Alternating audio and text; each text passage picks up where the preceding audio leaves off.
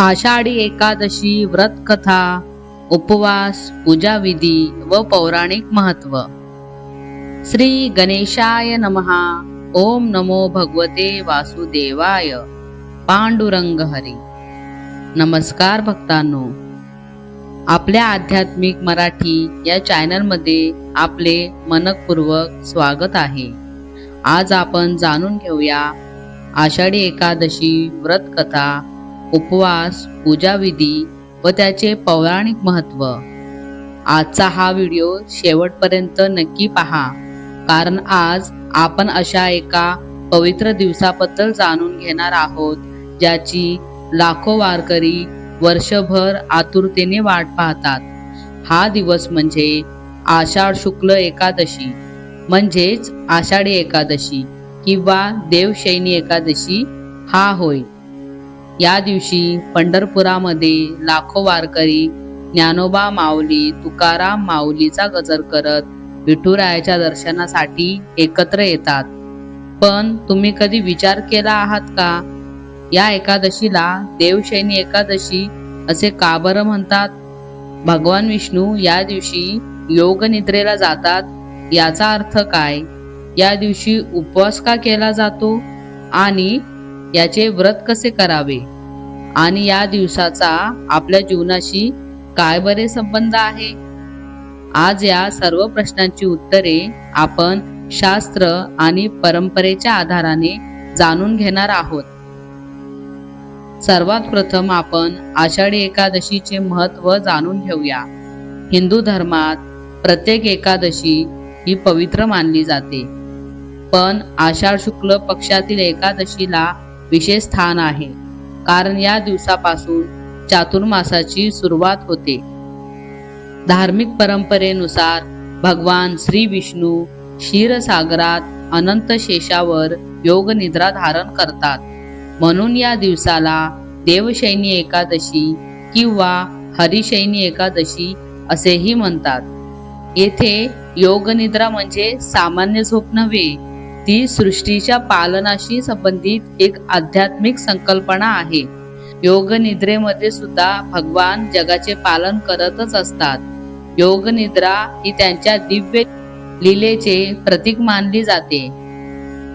भविष्योत्तर पुराणामध्ये वर्णन येते की आषाढ शुक्ल एकादशीच्या दिवशी भगवान श्री विष्णू योग निद्रेत जातात आणि कार्तिक शुक्ल एकादशी म्हणजे प्रबोधिनी एकादशीला जागृत होतात. या 4 महिन्यांच्या काळाला चातुर्मास म्हणतात. याच काळात ऋषी मुनी, संत आणि भक्त अधिकाधिक जप, तप, दान आणि साधना करतात. महाराष्ट्रासाठी या दिवसाचे विशेष महत्त्व आहे. महाराष्ट्रात भगवान विठ्ठल हे श्री विष्णूचेच रूप मानले जाते.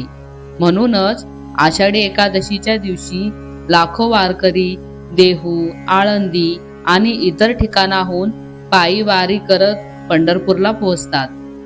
त्यांच्या हातात भगवा ध्वज, गळ्यात तुळशीची माळ, मुखात हरिनाम आणि हृदयात विठ्ठलावरील अखंड प्रेम असते. वारी आपल्याला शिकवते की भक्तीमध्ये श्रीमंत, गरीब, जात पात किंवा उच्च नीच असा कोणताही भेद नसतो. विठ्ठलाच्या दारात सर्व भक्त समान असतात. बरं, आता जाणून घेऊयात की उपवास म्हणजे काय. आज अनेक जण उपवास म्हणजे फक्त अन्न न खाणे असे समजतात, परंतु धर्मशास्त्रात उपवास या शब्दाचा अर्थ आहे भगवंताच्या अधिक जवळ राहणे. म्हणजेच या दिवशी फक्त आहारावर नियंत्रण ठेवणे पुरेसे नाही, आपल्या वाणी, विचार आणि आचरणावरही संयम ठेवणे आवश्यक आहे. राग, द्वेष, मत्सर, अपशब्द आणि अहंकार यांचा त्याग करणे हाच खरा एकादशीचा उपवास आहे. आता आपण देवशयनी एकादशीची पौराणिक कथा, व्रताची परंपरा आणि त्यामागील आध्यात्मिक संदेश सविस्तर जाणून घेणार आहोत. आषाढी एकादशी किंवा देवशयनी एकादशी ही हिंदू धर्मातील अत्यंत पवित्र तिथी आहे. या दिवशी भगवान विष्णू 4 महिन्यासाठी क्षीरसागरात शेषशय्येवर झोपतात, म्हणजे योग निद्रेत जातात. आषाढ महिन्यातील शुक्ल पक्षातील या एकादशीची व्रतकथा वाचल्याने किंवा ऐकल्याने सर्व पापे नष्ट होतात आणि मनुष्याला वैकुंठ प्राप्ती होते. भविष्योत्तर पुराणामध्ये शयन किंवा पद्मा अर्थात देवशयनी एकादशीचे महात्म्य श्रीकृष्ण आणि युधिष्ठिर महाराजांच्या संवादामध्ये वर्णिले आहे. एकदा युधिष्ठिर महाराजांनी श्रीकृष्णाला विचारले, हे केशवा, आषाढ महिन्याच्या शुक्ल पक्षामध्ये येणाऱ्या एकादशीचे नाव काय आहे? या दिवसाचे अधिष्ठाते कोण आहेत? या व्रताचा पालन करण्याचा विधी काय आहे? कृपया याविषयी विस्तृतपणे आपण मला सांगावे. तेव्हा भगवान श्रीकृष्ण युधिष्ठिरास म्हणाले, हे युधिष्ठिरा, हाच प्रश्न मागे एकदा नारदांनी ब्रह्माजींना विचारला होता. नारदांनी ब्रह्मदेवास विचारले, हे पिता ब्रह्मदेवा, आषाढाच्या शुक्ल पक्षातील एकादशीचे नाव काय आहे व तिचे महात्म्य काय ते मला सांगा, कारण मला विष्णूची आराधना करायची आहे. नारदांनी ब्रह्मदेवाला हा प्रश्न विचारला असता तेव्हा ब्रह्मदेव म्हणाले, हे मुनिश्रेष्ठा, तू चांगले विचारलेस. तू खरोखरच वैष्णव आहेस. या जगामध्ये एकादशी सारखे पुण्यप्रद असे कोणतेही व्रत नाही. सर्व पापांपासून मुक्त होण्यासाठी सर्वांनी या व्रताचे पालन करावयास हवे. जो या व्रताचे पालन करतो तो निश्चितच नरकाची प्राप्ती करत नाही. आषाढ महिन्याच्या शुक्ल पक्षामध्ये येणाऱ्या एकादशीस शयन, पद्मा किंवा देवशयनी एकादशी असे म्हणतात. या दिवसाचे अधिष्ठाता श्री भगवान ऋषिकेश आहेत. त्यामुळे त्यांच्या प्रसन्नतेसाठी या व्रताचे पालन करावे असे सांगितले जाते. पूर्वी सूर्यवंशामध्ये मांधाता नावाचा राजा होता. तो चक्रवर्ती, सत्यप्रतिज्ञ व प्रतापी होता. तो आपल्या प्रजेचे पालन धर्माने व स्वतःच्या औरसपुत्राप्रमाणे करीत असे. त्याच्या राज्यात कधीही दुष्काळ पडत नसे व कोणालाही कसल्याच आदिव्याधी नव्हत्या. अशा सत्यवादी व पुण्यवान राजाच्या राज्यामध्ये कधीच रोगराई नव्हती. त्यामुळे सारी प्रजा सुखी, आनंदी आणि समृद्धी होती. त्या राजाच्या कोशागारात अन्यायाने मिळवलेले धन थोडे सुद्धा नव्हते.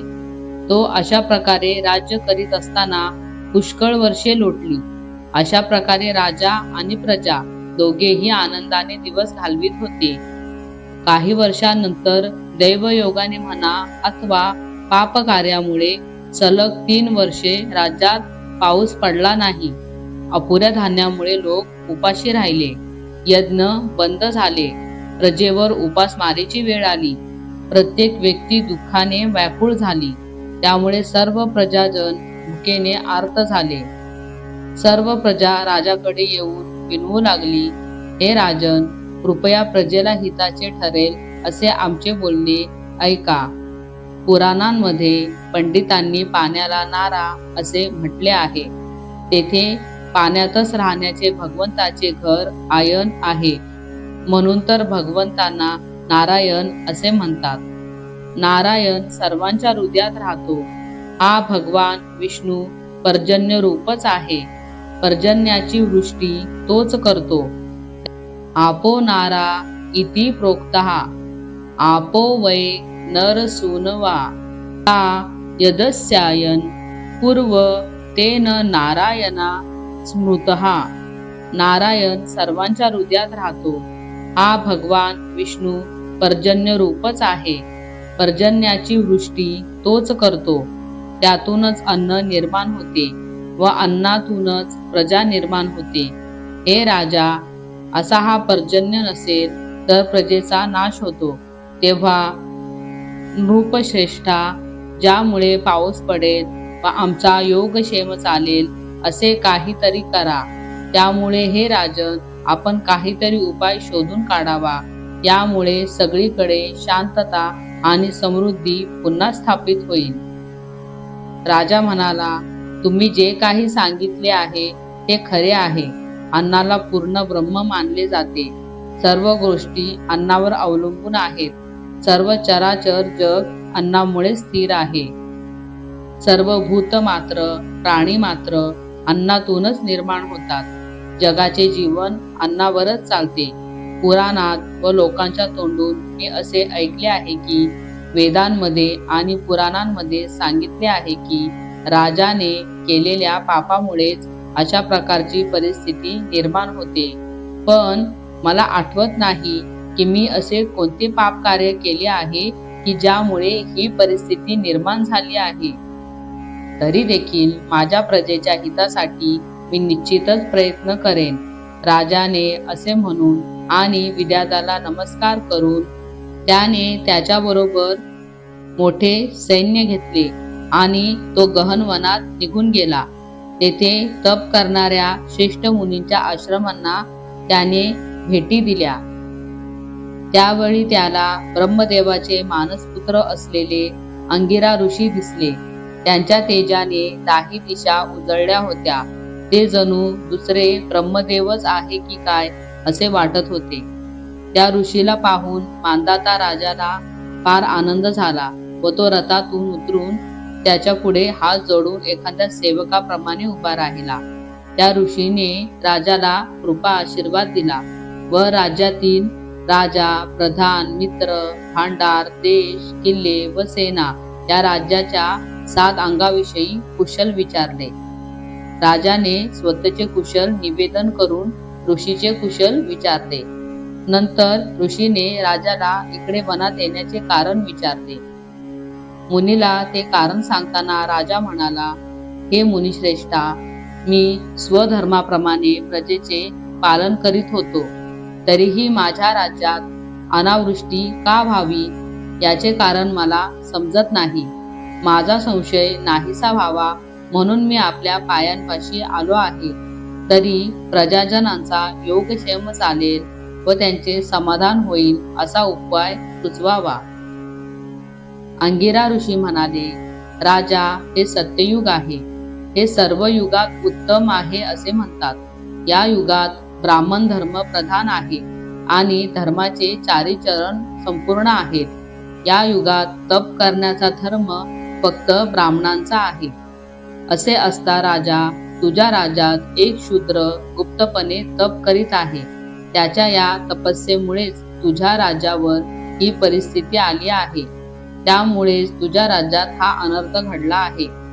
करू नये असे काम त्याने केल्यामुळे तुझ्या राज्यात मेघ वर्षत नाही. तू या शूद्राचा वध कर म्हणजे दोष दूर होईल. राजा, जोपर्यंत तू या शूद्राचा वध करणार नाहीस तोपर्यंत तुझ्या राज्यात पाऊस पडणार नाही. त्यामुळे या शूद्राला तू ठार मारून प्रजेमध्ये सुख समृद्धी आणायला हवी. राजा मांधाता म्हणाला, तपचर्या करणाऱ्या त्या शूद्राने माझा काहीच अपराध केलेला नाही. हे ऋषीवर, तपस्येमध्ये लीन असलेल्या निष्पाप व्यक्तीची मी हत्या करणे हे अशक्य आहे. गुरुदेव, कोणत्याही निरापराध व्यक्तीचा वध करणे हे अधर्म आहे. माझ्याकडून असे पाप कधीही होणार नाही. तो निरापराध असताना मी त्याला मारणार नाही. तरी दुष्काळ नाहीसा होण्यासाठी मला एखादा दुसरा धार्मिक आणि सोपा उपाय सांगा. ऋषी म्हणाले, राजा, असे असेल तर तू आषाढ शुक्ल पक्षातील पद्मा नावाच्या एकादशीचे व्रत कर. या व्रताच्या प्रभावाने तुझ्या राज्यात निश्चितपणे उत्तम वृष्टी होईल.